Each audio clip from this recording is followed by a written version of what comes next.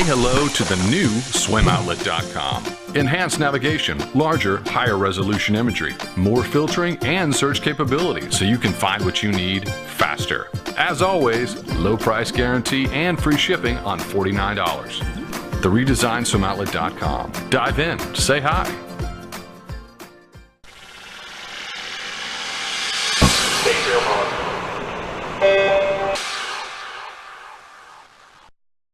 You're watching Swimming World TV. I'm your host, Brent Rudemeller, and I'm here in Jacksonville at the American Swim Coach Association with Coach Gregg Troy.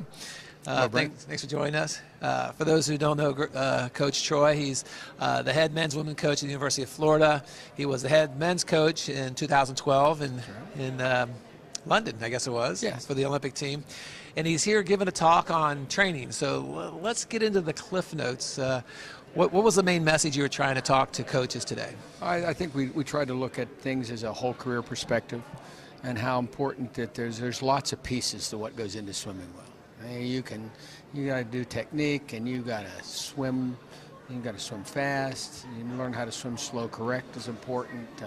The actual topic was just to get attention was garbage yardage. I don't know if there's any garbage yardage. Was that the name of your talk? The garbage yardage? Garbage yardage and things that work. Yes. Okay. And so we just addressed. I just looked at 5 decades of working with really good athletes. Been fortunate enough to be in a dynamic that we've had someone through 5 decades that has been exceptional. And in working with those athletes, I just talked about some common denominators and things I've seen that have been successful for them in working. Yeah, so let's just get right to the point. The big talk right now is US RPT, ultra short race pace training, which is not a distance-based program at all. It's a lot of high quality work with a lot of rest. And where does that concept, that kind of everyone's fallen on, where does that concept fall in a maturation of an athlete from your point of view? I don't look at it as a concept. I look at it as one of the pieces of putting the puzzle together. Okay. So, and it's an important piece. You've got to do that type of training. I don't think that should be the only type of training you do. It's like building a house and never using some of the materials.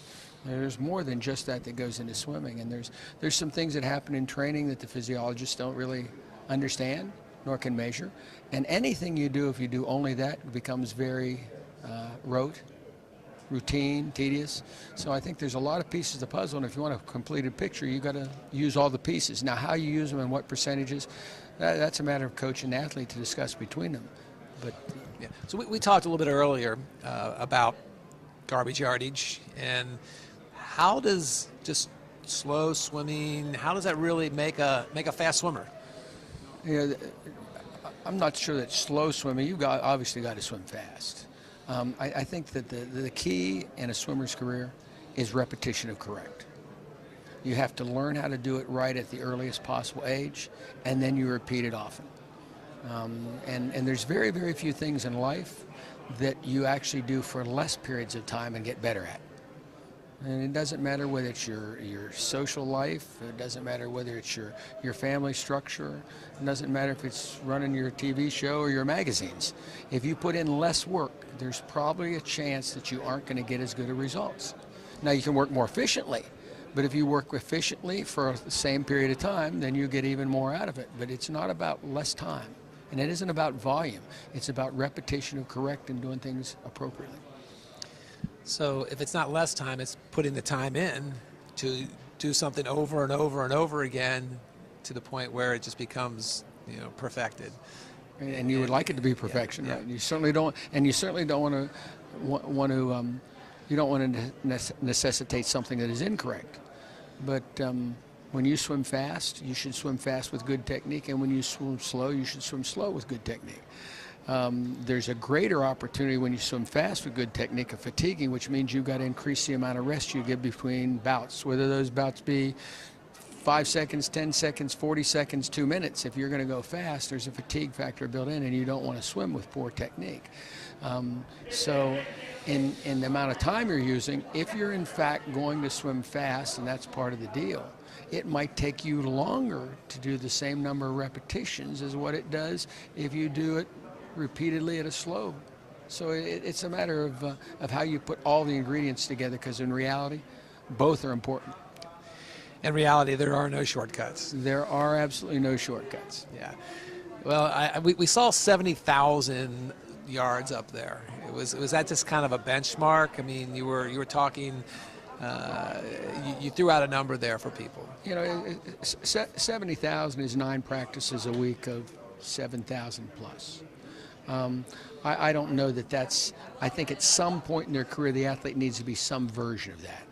Whether it's more weeks of 50,000 because pool time is limiting, or whether it's fewer weeks at 70, but the amount of time put in actually comes about the same. And if you really look at the most successful athletes in our sport, almost regardless of event, at some point in their career, they have done something that is similar to that.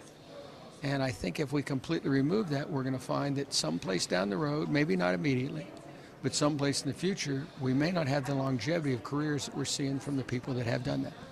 So do you think ultra short race pace training is a phase of the season, or an element of a point of time in the maturation process? I think it's both. I Okay. think it's a type of training, and it's a piece of the puzzle. You might use the piece of that puzzle more at an older age than what you use at a younger age. Okay. But it's still a piece of the puzzle. Okay. So if you don't touch it and you don't go to it, you're not going to be able to complete the puzzle. Maybe not as well as you could otherwise. Yeah. But I think for a long-term period of time, that will get old too. Yeah. If you do that every year for 10 years of your career, there's going to be some stress factors there. They're going to be every bit as bad as how far you swim. So it's a matter of taking it and making it work for the athlete, communication of the athlete and the coach, and look at variables. Sometimes we come to clinics and we look at talks. Those talks are always generalizations built around what the ideal model is. But the actual day-to-day workings depends on the individual. Depends what the individual needs and how the coach and the individual see where they're going. Well, that comes from a very experienced coach. He's been around for a long time. He's produced great athletes, national champions, world champions, Olympic champions. Thanks for sharing that with us. Thank you. Coach. Swimming World's been around a long time too. It's a Yep. great magazine, fantastic organization. So Thanks we'd a like lot. to hear that. Thank you again. Well, this is Brent Rudemeller for Swimming World TV saying, if you want to win, first help someone else win.